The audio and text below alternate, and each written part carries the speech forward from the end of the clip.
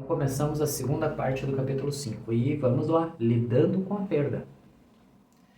E se você quer também lidar com a perda de uma forma mais eficiente, trabalhando com técnicas holísticas, indico a você que acesse o link aqui embaixo no Evoluindo Deixando Ir, que ali eu vou ensinando algumas técnicas, algumas ferramentas que eu fui aprendendo ao longo desses anos de trabalho, para que você consiga utilizar em você, para que você evolua nesses processos. Não fique preso em alguns sentimentos negativos. Evolua a sua frequência de emoções, de energia e consiga superar essas etapas, certo? Então vamos começar. Devido à natureza do apego, o primeiro estado precedendo a experiência atual da perda é o medo da perda. Ele é usualmente defendido de uma ou duas maneiras. Uma é aumentar a intensidade do apego por tentativas cada vez mais persistentes para fortalecer os laços. Essa abordagem é baseada na fantasia de que, quanto mais forte o laço, menor é a probabilidade de perda. Entretanto, essa é a própria manobra que muitas vezes precipita a perda de um relacionamento, porque a pessoa luta para ser livre do apego possessivo e da quantidade de controle restrito que está sendo colocado sobre ela. Então, dado que o que mantemos em mente tende a se manifestar, o medo da perda pode, paradoxalmente, ser o mecanismo que vai trazer aquela perda. A segunda maneira a se lidar com o medo da perda é pelo mecanismo psicológico da negação, chamado, em linguagem comum, de enterrar a cabeça no chão, o avestruz, né? Vemos isso ao nosso redor todos os dias em suas várias formas de recusa a enfrentar o inevitável. Todos os avisos estão lá, mas a pessoa não fica atenta. Logo, o homem que estava obviamente em um processo de perder o emprego tende a não perceber. Os cônjuges de um casamento que está indo por água abaixo não tomam medidas corretivas. A pessoa com uma doença séria ignora todos os sintomas e evita a atenção médica. Os políticos falham ao olhar para os problemas sociais, com a esperança de que irão embora. Países inteiros estão cegos aos estados precários de existência. O motorista ignora os sinais de advertência de um motor pifando. Todos nós experimentamos o arrependimento de que não demos atenção aos sinais de aviso à frente. Para lidar com o medo da perda, temos que olhar para que finalidade aquela pessoa ou objeto externo serve em nossa vida. Que necessidade emocional está sendo suprida? Quais emoções surgiriam se fôssemos perder esse objeto ou pessoa? A perda pode ser antecipada e podemos lidar com os vários medos associados com a sensação de perda por desassimilá-los aos complexos emocionais que eles representam, deixando ir os sentimentos individuais que compõem o complexo emocional. Vamos dizer, por exemplo, que você tem um cão a que se apegou por muitos anos. É óbvio que o velho Cheetos está envelhecendo. Você descobre que não gosta de pensar na idade avançada dele, sentindo-se desconfortável com a perspectiva da morte dele e tirando isso da sua mente. Conforme você se pega fazendo isso, percebe que esses sentimentos são sinais de alerta e que você não está lidando com a situação emocional. Você também se pergunta: que propósito o cão está servindo na minha vida? Qual é o serviço emocional para mim? Amor, companheirismo, devoção, entretenimento e diversão. Deixar o cão ir vai deixar essas necessidades emocionais incompletas? Olhando dessa forma, uma parte do medo pode ser reconhecida e rendida. Uma vez que o medo vai embora, você não precisa recorrer à negação e fingir para si mesmo que o Cheetos vai viver para sempre. Outra emoção associada com a tristeza e o luto é a da raiva. A perda de algo importante frequentemente nos traz um sentimento de raiva, que pode ser projetado no mundo, na sociedade, em indivíduos e, em última análise, em Deus, que é mantido como responsável pela natureza do universo. A raiva resulta da recusa prévia de aceitar o fato de que todos os relacionamentos e as posses nesta vida são temporárias. Mesmo o corpo físico, nosso maior apego, eventualmente precisa ser rendido, conforme todos sabemos. Sentimos que o que se torna importante ou reconfortante para nós é o apego permanente. Consequentemente, quando essa ilusão é ameaçada, existe raiva, ressentimento e autopiedade, sentimentos que podem resultar em amargura crônica. Raiva impotente é associada com o desejo de mudar a natureza do mundo e a impossibilidade de fazê-lo. Ao ver esse fato da existência, uma perda maior pode mudar nossa posição filosófica. Uma perda maior pode nos acordar para a natureza de todos os apegos e de todos os relacionamentos. Ou podemos negar novamente o fato óbvio de que todos os relacionamentos são temporários e intensificar drasticamente os laços existentes para compensar a perda. Uma parte de lidar com a negação da inevitabilidade da perda é ver através das tentativas de manipulação. Na imaginação, a mente tenta desenvolver táticas para evitar a perda.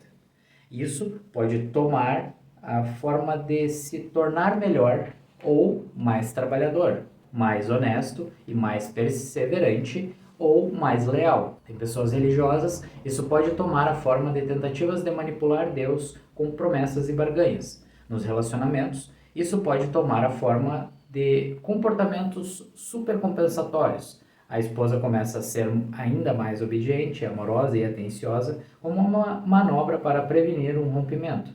O marido, negligente, de repente, começa a trazer para casa presentes e flores em vez de ir direto à raiz do problema. Quando a negação se rompe, as manipulações não funcionaram e o medo passou. Então, a própria depressão, o processo real de tristeza e luto, acontece. Todos esses estados emocionais podem ser trabalhados de forma muito mais rápida pelo processo de deixar ir, no qual a inevitabilidade da emoção, da tristeza, é rendida e substituída por uma vontade de deixar ir a resistência. E o processo acontece e se completa. Pode haver uma decisão de deixar ir a resistência à tristeza, em vez de negação à resistência. Você mergulha nela e a supera. Você tem um bom choro sobre a morte dos Cheetos ou a perda de um relacionamento. Associada com um sentimento de tristeza está sempre uma quantidade variável de culpa. Isso é baseado na fantasia de que a perda representa uma punição ou de que uma atitude diferente ou outro comportamento poderia ter prevenido que isso acontecesse. A menos que seja rendida, a culpa pode reciclar e reabastecer a raiva e a fúria. O não reconhecimento e a não rendição da raiva podem ser projetados em outros no ambiente em forma de culpa. A culpa projetada em outros relacionamentos pode, então, agravar a perda, provocando ainda mais perdas. Isso acontece frequentemente entre cônjuges como resultado da morte de uma criança. Foi relatado que a taxa de divórcios entre pais que perderam filhos chega a 90%. Por causa da projeção de culpa, uma perda severa é composta por outra perda severa, a do cônjuge. Um exemplo desse tipo de reação é o caso de uma mulher de 40 anos. Ela teve um casamento excelente por 20 anos com um marido atencioso e obediente. Seu filho mais novo teve leucemia. Quando ele morreu, ela entrou em tristeza e luto e, mais importante, desenvolveu uma reação de raiva. Tomou a forma de ódio. Ela odiava os médicos, odiava o hospital, odiava Deus, odiava seu marido e seus filhos existentes. A raiva dela se tornou tão incontrolável que ela se tornou fisicamente violenta e ameaçadora. Várias vezes a polícia foi chamada para controlar o seu comportamento violento.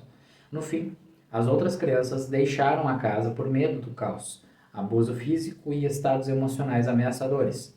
Seu marido não mediu esforços na tentativa de ajudá-la com a raiva, mas ela virou a sua fúria sobre ele também, atacando-o violentamente e em várias ocasiões. Finalmente, em desespero e aflição, ele se viu obrigado a sair de casa. A situação caótica terminou em divórcio, no qual a esposa perdeu seu lar. Levou quase 5 anos para a raiva diminuir. Durante esse tempo, a mulher destruiu a sua vida inteira e agora precisou começar do zero, dando início a uma nova vida. Quando todas as emoções negativas foram trabalhadas, rendidas e deixadas ir, o alívio finalmente aconteceu e o antigo sofrimento foi substituído por aceitação. A aceitação é diferente de resignação. Na resignação, ainda há resíduos da emoção anterior. Há uma relutância e um atraso do verdadeiro reconhecimento dos fatos. A resignação diz: eu não gosto disso, mas tenho que aturar isso. Com a aceitação, a resistência à verdadeira natureza dos fatos foi rendida. Portanto, um dos sinais da aceitação é a serenidade. Com a aceitação, a luta acaba e a vida recomeça. As energias que estavam ligadas aos sentimentos negativos anteriores estão livres, de modo que os aspectos mais saudáveis da personalidade são agora reenergizados. Os aspectos criativos da mente desenvolvem oportunidades para novas situações de vida e oportunidades mais distantes para amadurecimento e experiência, acompanhados por um novo sentimento de vivacidade. Um ensinamento bem conhecido e amplamente praticado é a oração da serenidade nos grupos de 12 passos. Deus, conceda-me a serenidade para aceitar as coisas que eu não posso mudar, a coragem para mudar as coisas que eu não posso e a sabedoria para saber a diferença. A incapacidade de trabalhar qualquer das várias emoções associadas ao luto e à perda pode resultar na incapacidade crônica em qualquer um dos seus componentes. Portanto, isso pode resultar em depressão prolongada e estados de negação prolongados nos quais a morte da pessoa é realmente negada. Culpa crônica ou recusa de trabalhar sobre as emoções associadas com a perda podem resultar em reação demorada de tristezas e doenças físicas. Os mecanismos por trás desses processos são explicados em um capítulo mais adiante em relação entre a mente e o corpo. A energia reprimida das emoções não rendidas emerge novamente pelos sistemas endócrino e nervoso do corpo como um desequilíbrio energético que prejudica a fluidez da energia da vida através dos meridianos da acupuntura do corpo. Isso resulta em mudanças patológicas em vários órgãos. É fato muito conhecido que a taxa de morte entre pessoas de luto é muito maior do que a população geral, especialmente no primeiro ou segundo ano após a morte de um cônjuge. Uma fonte de culpa relacionada à tristeza é a raiva direcionada à pessoa amada por ter partido. Isso é suprimido frequentemente porque parece irracional para a mente consciente. As virtudes da pessoa amada que partiu são aumentadas e exageradas na imaginação, e a discrepância compõe a culpa. Como podemos sentir raiva de uma pessoa tão maravilhosa? A culpa por ficar com raiva de Deus, o autor do universo, por ter permitido que esse evento trágico acontecesse. Uma mulher de 60 anos chegou ao escritório com múltiplas queixas físicas. Ela tinha ataques de asma, alergias, bronquites, episódios frequentes de pneumonia e todos os tipos de dificuldades de respiração. Durante a psicoterapia, foi revelado que a mãe dela morreu há 22 anos. Ela relatou que, curiosamente, não teve nenhuma reação à morte da mãe. Era estranho que, apesar de ser sua responsabilidade, ela não encomendou uma lápide para ser colocada no túmulo da mãe. Pelas informações dadas, era óbvio que ela tinha um relacionamento com a mãe extremamente dependente, ao qual ela era ambivalente porque a mãe se recusava a preencher todas as suas necessidades de dependência.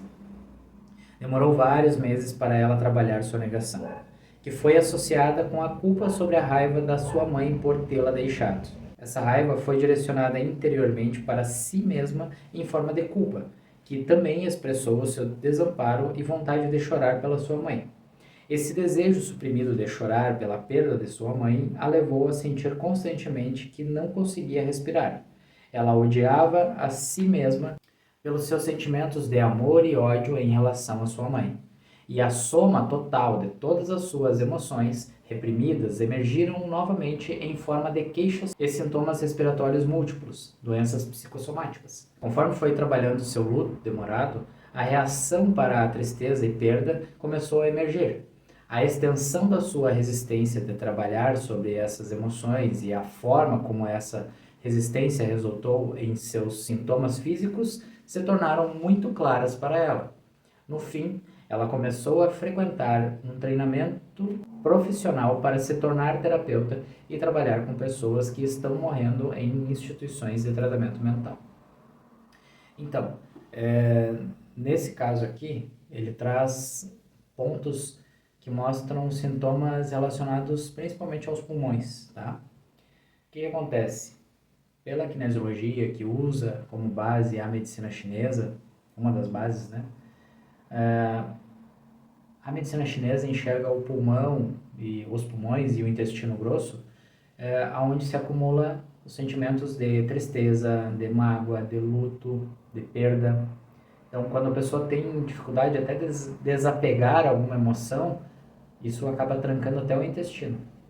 No caso ali da pessoa, eram sintomas diretamente na parte dos pulmões. E isso se relaciona com que o meio externo dela, né, essa troca dela do externo para o interno, quando a gente inspira, a gente coloca o ar para dentro, e quando a gente expira, a gente coloca o ar para fora. Então imagina isso com os sentimentos também, com as emoções. É como se ela tivesse prejudicada nessa interação com o externo. O interno dela estava tão ferido que ela não conseguia ter essa troca de forma saudável. Então, parte do processo era tratar as questões relacionadas aos pulmões e ao intestino grosso. E se você tem alguns desses sintomas, e conhece alguém que tem alguns desses sintomas, entenda que no Evoluindo Deixando Ir, que o link está aqui na descrição, tem técnicas da parte holística para lidar com essas questões também. Ajudar a pessoa a sair desse estado emocional, dessas disfunções que estão acontecendo, para que ela se torne mais liberta e consiga evoluir a partir disso. Consiga evoluir a sua vibração, a sua frequência e seu estado emocional também. Certo? E agora entramos no último trecho deste capítulo, prevenindo a tristeza. A partir da natureza dos processos que descrevemos, torna-se evidente que um luto severo, uma perda e as reações patológicas que vêm a seguir podem ser prevenidos pelo reconhecimento precoce e pela rendição antecipada dos sentimentos associados às causas, enquanto eles ainda são leves e podem ser manuseados sem sofrimento excessivo. Como vimos, a base de todo luto e perda é apego, somado à negação da natureza transitória de todas as relações. Podemos começar a olhar para nossas vidas identificando as áreas de apego e nos perguntando: quais necessidades internas elas estão satisfazendo? Que sentimento viria à tona se eu as perdesse? Como minha vida emocional interior pode ser equilibrada de modo a diminuir a dimensão, o grau e o número de apegos aos objetos externos e às pessoas? Quanto maior o apego ao que está fora de nós, maior é o nível de medo e vulnerabilidade à perda. Podemos nos perguntar por que nos sentimos tão incompletos? Por que estou tão vazio por dentro e tenho que procurar soluções em forma de apego e dependência dos outros? Podemos começar a olhar para as nossas áreas internas de imaturidade. Especificamente, precisamos examinar: onde estou procurando obter amor em vez de doá-lo? Quanto mais amorosos formos, menos vulneráveis seremos à dor e à perda e menos precisaremos buscar apegos. Quando reconhecemos e deixamos ir todos os sentimentos negativos, que se tornaram pequenos a partir do reconhecimento de nossa grandeza para que nossa alegria interna venha do prazer de doar e amar, só então estamos invulneráveis à perda. Quando a fonte da felicidade é encontrada dentro de nós, estamos imunes às perdas do mundo ao nosso redor. Quando olhamos as nossas vidas com criticismo, vemos todos os apegos e as fugas em que caímos. Cada um deles representa uma fonte potencial futura de dor e sofrimento. As áreas realmente importantes devem ser cuidadosamente examinadas. Vamos pegar, por exemplo, a incapacidade de enfrentar essas questões comumente vistas, chamadas de síndrome de aposentadoria. Tradicionalmente, isso pode ocorrer em mulheres quando o trabalho de criar os filhos chega ao fim com a saída deles de casa, a síndrome do ninho vazio. e com o homem quando atinge a idade de aposentar-se ou perde o emprego, ou alguma deficiência física que o incapacita de realizar seu trabalho. A reação que normalmente acontece na meia-idade é causada pelos muitos anos de negação pré-existentes. Muitas vezes se foge das tarefas de enfrentar o inevitável e fazer planos para outra atividade de vida que gratifique as mesmas necessidades internas, as quais, nestes casos, são os sentimentos de autoestima, importância, vontade de se sentir útil e significante, bem como necessidade de contribuir para algo e ser produtivo. A antecipação do inevitável e a preparação para isso nos traz um desconforto relativamente menor comparado ao luto e à perda traumática da vida posterior. Podemos olhar para nossos relacionamentos mais amorosos e honestamente examiná-los. Até que ponto servem as necessidades interiores egoístas? Até que ponto estamos realmente usando a outra pessoa e explorando-a para o nosso próprio benefício? Em que grau elas se tornaram simplesmente auxiliadoras de nossa felicidade? Para descobrir isso, tudo o que precisamos fazer é nos perguntar: se a felicidade deles aumentasse ao me deixar, como eu me sentiria? Isso revela em que grau estamos tentando controlar e restringir a outra pessoa. O que é apego e não amor? Mais de 2000 anos atrás, Buda observou que a base de todo sofrimento humano é o desejo e o apego. A história da humanidade apenas provou a verdade de seu ensinamento. Qual é, então, a solução para esse dilema? Como podemos ver, é apenas o eu mentor de nós mesmos que se apega. O eu mentor compra o conjunto de programas inadequados e assustados que, involuntariamente, permitimos nos controlar. O propósito de deixar ir é para desenergizar esses programas para que não sejam mais executados. Então, estamos livres para nos expandirmos para a consciência maior do nosso eu maior. Aquela parte a que nos referimos como eu maior ama em vez de buscar amor. Consequentemente, nos vem a consciência que estamos em todos os momentos cercados de amor, que é ilimitado. O amor é automaticamente atraído pela pessoa que ama. Por deixar ir constantemente nossos sentimentos negativos, curamos nossa dor presente e profilaticamente prevenimos a ocorrência da dor futura. O medo é substituído pela confiança e com ele vem a profunda sensação de bem-estar. A imunidade à dor da perda ocorre quando substituímos a dependência do eu menor, a personalidade, com a dependência do ser, o divino dentro de nós. Olhamos para a segurança do eu, que é eterno, em vez de olhar para o eu menor, que é transitório. Interessante, né? Tem boas reflexões aqui nesse capítulo da tristeza e eu espero que tenha dado uma clareada na sua mente com relação à tristeza e a capacidade que você tem de deixar ir essa tristeza. E a culpa também, né? E volto a dizer, se você quer dar uma intensificada nesse trabalho de superar essas emoções negativas, acesse o Evoluindo Deixando Ir aqui embaixo. No próximo capítulo, entraremos no medo. E o medo tem a relação com a ansiedade, com a insegurança. Tem várias coisinhas aí pra gente trabalhar, certo? Gratidão por ter assistido até o momento e nos vemos em breve. Até mais!